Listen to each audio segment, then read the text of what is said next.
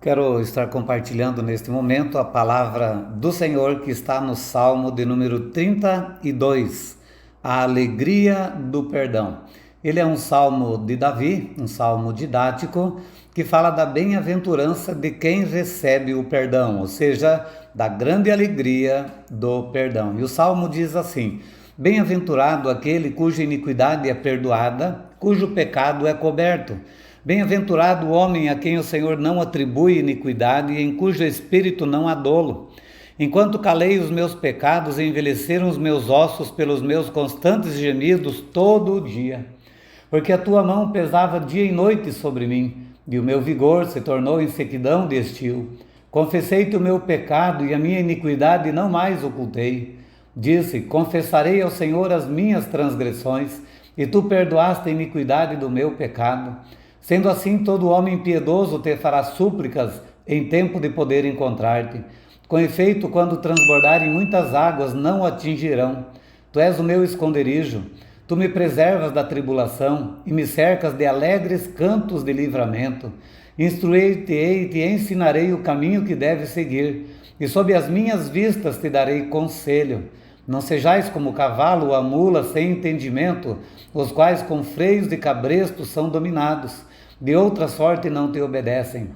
Muito sofrimento terá de curtir o ímpio, mas o que confia no Senhor, a misericórdia o assistirá. Alegrai-vos no Senhor e regozijai-vos, ó justos, exultai, vós todos que sois retos de coração. Então este é mais um salmo de Davi, um salmo também chamado de salmo penitencial, ou seja, é onde Davi confessa os seus pecados e recebe de Deus o perdão dos seus pecados. Há pelo menos 7 salmos na Bíblia que tratam desta forma. Então, ele é um salmo que trata da bênção que é experimentada quando o pecado é perdoado. Por quê? Porque o pecado separa o homem de Deus, o pecado amarra o homem, o pecado escraviza o homem e, como consequência final, o pecado leva à morte. Então veja que progressivamente, o pecado vai destruindo a nossa vida. Então o pecado ele só tem como finalidade a morte.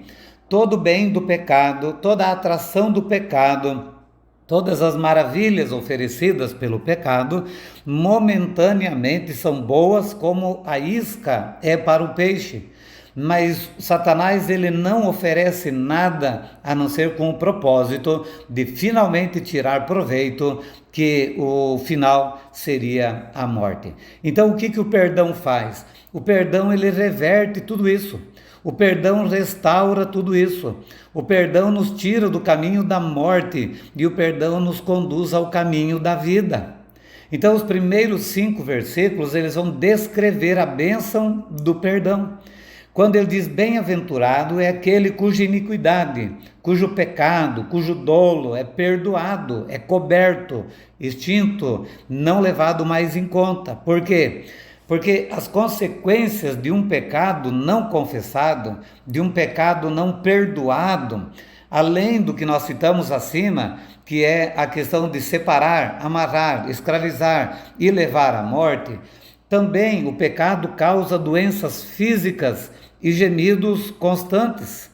Perde-se o vigor e a mão de Deus pesa, porque Deus abomina o pecado e o pecador que peca.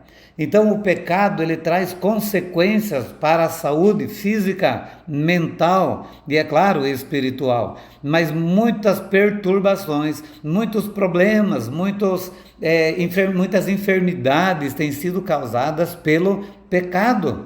O salmista diz que enquanto eu calei os meus pecados, envelheceram os meus ossos. O pecado ele apodrece a pessoa por dentro. O pecado afeta a pessoa no seu íntimo, no seu humor, na sua alegria, na sua disposição e assim por diante. Então, o ponto central deste salmo está no versículo de número 5. Quando Davi, então, diante da sua análise que fez das consequências do pecado e do estado em que ele estava vivendo, ele decidiu não mais esconder, mas sim confessar a Deus os seus pecados. E pelo fato de ele ter reconhecido isso e ter confessado os seus pecados, Deus o perdoou.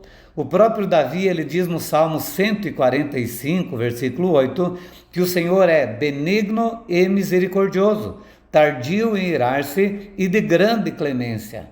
Então Deus é bom, Deus é misericordioso, e quando nós, pecadores, nos arrependermos dos nossos pecados e confessarmos os nossos pecados, Deus vai adiar a ira e Deus vai usar de misericórdia para nos perdoar os pecados e para nos purificar de toda a iniquidade. Então, não esconda os seus pecados.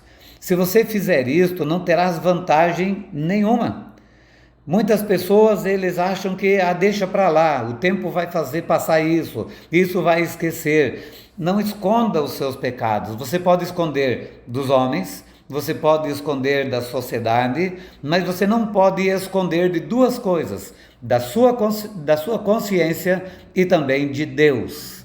Então, é melhor nós confessarmos os nossos pecados, mesmo que seja só você e Deus, mas confesse para Deus os seus pecados, porque o perdão cura, o perdão liberta, o perdão dá vida, o perdão traz alegria.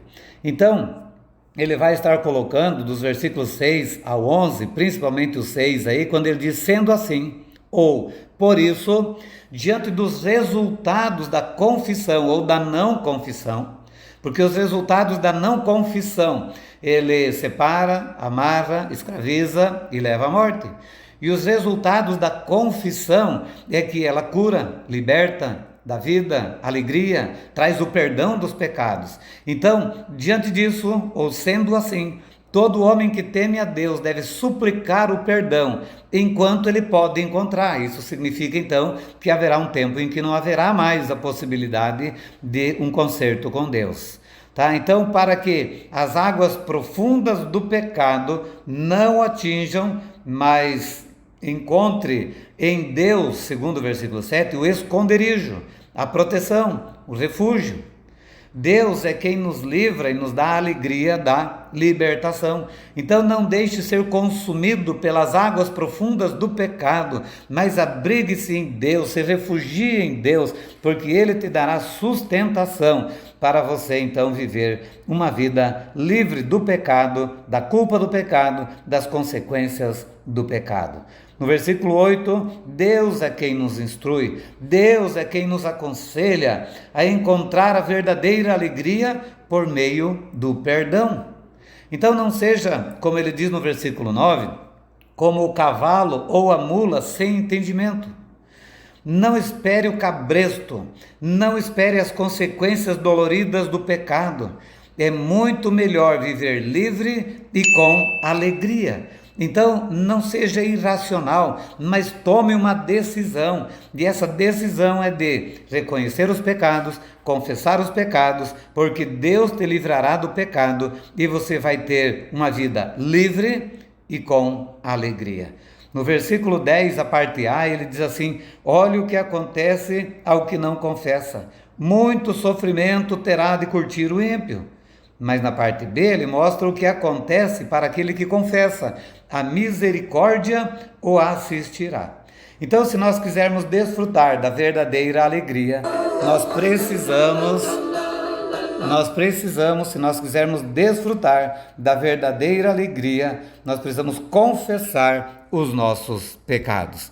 Quem confessa é justificado e, como consequência, diz o versículo 11, se alegrará, se regozijará e exultará no Senhor, porque o seu coração foi purificado de todo o pecado.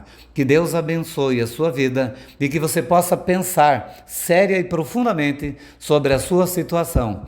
Confesse e deixe os seus pecados, porque Deus tem o prazer em perdoar os nossos pecados, nos purificar de toda iniquidade, e só assim nós vamos experimentar a verdadeira alegria. Você sabe que a alegria, quando se bebe, quando se faz festa, quando se tem qualquer outra atração, um título de um time que a pessoa esteja torcendo, tudo isso é passageiro, é momentâneo, mas a alegria do perdão é duradoura, porque a dívida foi cancelada para para sempre. Que Deus te abençoe, para que você possa ter a coragem, a ousadia, né, e a racionalidade para poder, não como um animal, ficar aí achando que a vida é assim mesmo, mas chegar à firme conclusão de entregar a sua vida a Cristo, pedindo a Ele o perdão dos seus pecados, e Ele o perdoará com toda a certeza.